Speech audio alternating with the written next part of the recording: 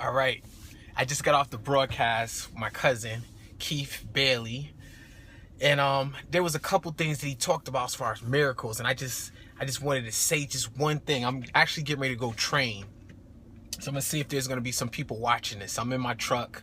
I'm sitting outside of the place where I train. If those who don't know, I'm a black belt in 3 different martial arts. So I train anywhere between 3 to 4 days out of the week. I was inspired by what he talked about as far as the miracles, and miracles could be looked at in different ways. I'll do the preliminary thing when you come on. If you like what I'm saying, give me some hearts, let me know where you're at, let me know who's on, so I can know who the followers are, who's watching this, so I can kind of speak to the people that I'm actually speaking to. But one of the things that he said as far as miracles and what is the definition of a miracle, and whether we realize it or not, we have miracles every day. Sometimes we look for the big, huge things, the water to wine, raising the dead. But there's things that happen to us on a day-to-day basis that otherwise we're not able to explain. Sometimes we see things, we have visions. Sometimes there's things that are considered to be coincidence that are not necessarily coincidence, but are just the fact that we're operating in a law that we were not aware of. So I'm not going to say that there's no such thing as miracles, but a miracle is something that's unexplained. Obviously, to raise somebody from the dead would be considered a miracle, because in our minds, the law of death resides over everybody. It means that everybody dies, and once you die, you can't come back. So automatically we thinking that, okay, this can't be, this is something strange, this is something out of the ordinary, so we would consider that a miracle. So if that's a miracle, then there's a lot of things that happen to us on a day-to-day basis that are strange and out of the ordinary, and those things benefit us. And those things may not be as miraculous as the sky opening up and hearing a word from God, or hearing something so profound that might change your life, or having a life-death experience. But we have to take in consideration that every day something happens to us that can't be explained by natural law. Something happens to us that otherwise we wouldn't be privy to. We might have a different understanding. Sometimes getting an epiphany can be a miracle, because that epiphany can change your life, change the course of your life, change the course of where you're going, and that in itself can be a miracle. So miracles happen every single day, and what we have to do is start to expect the miracles. See, expectation is a very important word when we're living this life, because it says faith is the substance of things hoped for and evidence of things not seen. Hope is expectation. When you're hoping for something, you're expecting it. Expectation. So when we live in faith, not in fear of something that might happen, and we expect the best, we expect things to happen in our lives is going to change things drastically, our state of being, whether it be financially, mentally, or spiritually, or emotionally. When we expect those things to happen, those things happen. But then when they happen without us understanding the law, we might consider those things to be miracles. But once we understand law, we understand that there's really nothing impossible. Anything can happen. So the impossible usually are considered miracles. But if you have it in your mind that there's nothing impossible, and this is not in any way to downgrade the fact that they're not miracles, but what I'm saying is, if you expect these things to happen, do you believe with all your heart that when Jesus spoke to Lazarus, he believed that he was going to rise? He never doubted it in his heart at all. So because he never doubted it, he believed that it was possible. And if it's possible, then by all means, that he knows a law to operate in that. And that's important. So in our lives, when we look at obstacles, and I was on earlier with Keith, and somebody said that they had a stroke, they couldn't walk, they couldn't talk, and he said obviously the prognosis must have been dark, but the person who ended up walking and talking never gave up. They never thought for a minute that they wouldn't walk or talk, and that in itself was the law that provided that miraculous outcome. They never gave up. And so in our lives, we can perform miracles, signs and wonders, as they say it all the time, follow us. because we believe in these signs and wonders. We believe that there's nothing impossible, only what we believe that's impossible. All things are possible for those who believe. So then, therefore, miracles can happen every day. We can take part in miracles from the smallest little thing to the greatest thing. But it's all depending on the measure of your faith. He said, if you say to the mountain, be thou removed, and doubt these things not in your heart, then you shall have what you say. Doubt these things not in your heart. See, everything boils by, when you listen to me, you're going to hear a consistent undertone of belief, understanding, and also thought process. If you believe in your heart, if you speak to the mountain, and a word is nothing but a manifestation of your thought. So your words are your thoughts manifested. So if you believe and you speak to the mountain and you say to that mountain, be thou removed and cast into the sea, and you doubt these things not in your heart. See, that's the thing. I talked earlier about being double-minded. You can say one thing and do another. It's like trying to run north and south at the same time. You're not going to go anywhere. It's like trying to reach east by traveling west. You'll never make it.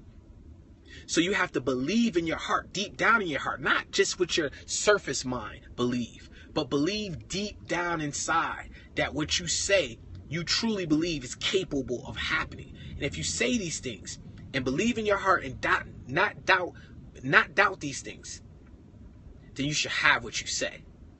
Having what we say is a gift that gives us the ability to form miracles all the time. Hamden here, gonna run, keep believing. All right. I have my I actually had a camera up for some reason. I couldn't even see any of the comments. But if you're out there, just let me know you're out there. And if you've already commented, comment again, because I didn't see any of the comments. I was just rambling on. I got to get good at this. All right. So, but what I'm saying to you is this right here. It all's based on your ability to believe. Double-minded is unstable. Exactly. It says it. A double-minded man is unstable in all his ways, and he gets nothing from the Lord. He gets nothing. He gets nothing at all because he can't foundate his belief on anything. I had some good comments, laugh out loud. Oh, man. You know what? I don't know if I can read them later. I don't know how this works, but, you know, I'm sorry. Like I said, I'm still figuring this technology thing out. But what I have figured out is, aloha, Hawaii. Wow. Okay. That's cool. But what I have figured out was how to get what I want out of this life. Hit the reply. Okay. Got you. I'll hit that later. I don't want to mess nothing up. Or maybe I should hit the reply. I don't know. But anyway, I figured out how to get what I want out of life. First, believing that I can get it. That's number one. Believing I can get it, and then understanding the principle behind what it is that I want. Once you start doing stuff like that, your life will change. My life changed when my mind changed. My life changed when my life changed when my mind changed. When my life changed, that's when I started realizing that I can have anything that I want. All I have to do is believe it, and if I have to say, I have to speak it out of my mouth. It's a wonderful thought to know that anything you say, you can have. Your words can work for you or against you. They're your soldier. They're soldier for you, or they're actual weapon against you. Life will change when your minds change. Amen. Absolutely. That's one of your good comments. All right, I got one. But I don't know. I just wanted to just my cousin Keith is funny. But I just wanted to just follow up that thought, because there was no way that I was gonna let him just say that and have all this that I wanted to say and not broadcast a little bit of it. But Keith, I will give you a haircut. If you get home, if you get back to the house early enough and we're up and about, absolutely, I got you, no problem. That's another thing too. And other than that, I'm about to go train. Renewing your mind is all these things. And now listen, we're talking about renewing your mind, keeping a positive thought. All those things are good, but you have to be prepared to do some of the hardest work that you'll ever do. It's getting rid of the thought, the old mind. We have two minds now. We have a conscious and a subconscious mind. Our conscious minds is where the things that's going on around us. Our subconscious minds are the things that Do the work. Exactly. Doing the work is the hardest part. You know what I'm saying? And I did this. I said this to Keith one day. We were talking. I said I want to contradict one of the scriptures. And when I said that, he started looking at me crazy. I said the Bible says that thou shalt know the truth, and the truth shall set you free. I said I disagree. Not merely knowing the truth won't set you free, but applying the truth, knowing the truth and applying it will set you free. You can know the truth all day. I can know that if I do 20 minutes of workout every day and it'll make me live 5 years longer. I can know that truth.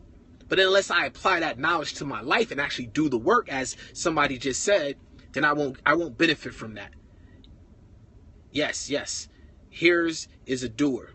Yeah, absolutely. So these are the principles that I live by.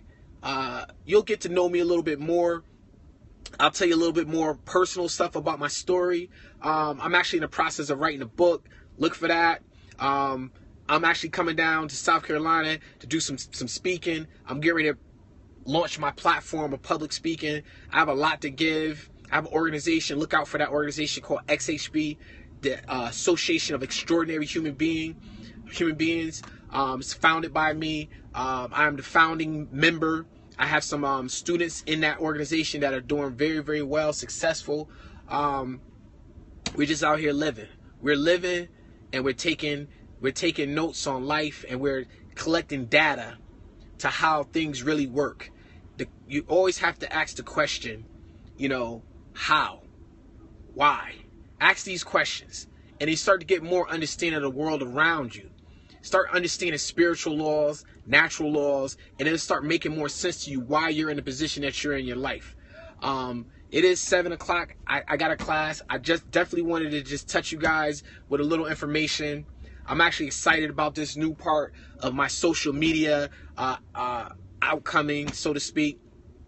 Know in the Greek is ganasa, which means having relationship with, applying knowledge with wisdom. Absolutely. To know is to become one with. Absolutely. To know is to not just be aware of somebody, but to know them in such an intimate setting. Absolutely. I've researched that as well.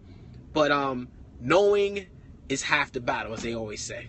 Knowing is half of the battle. And knowing more about what's going around you in your world. And I'm not talking about politics. I'm not talking about the presidential debates. I'm not talking about what happened in the news last night. But understanding your surroundings as far as natural, spiritual laws. That'll go a long way in understanding why you're in position that you're in your life. So I'm heading out. It's been great. Guys, love you. Thanks for all the followers. Thanks for people that chimed in with the hearts. Give me some more hearts before I leave, just so I can go out on a good note. And then I'll see you guys. And if you like this, replay it, send it to people. Thanks for the blue hearts. I'm not sure who that is, but love the hearts. That's a good sign that you're saying something good, or that they want me to get off, so they're putting the hearts up so I can get off. That too. But either way, I'll take the heart. What time am I going to get my haircut? When you get home, I'll be home no later than 9:30, 10 o'clock. So I guess at that point, we can talk then. Me with the hearts. Life is produced. What is that? I don't know. But I'll check you out later. Thanks for the hearts. All right. Signing out, guys. Love you. Don't know how to do it. All right. There we go.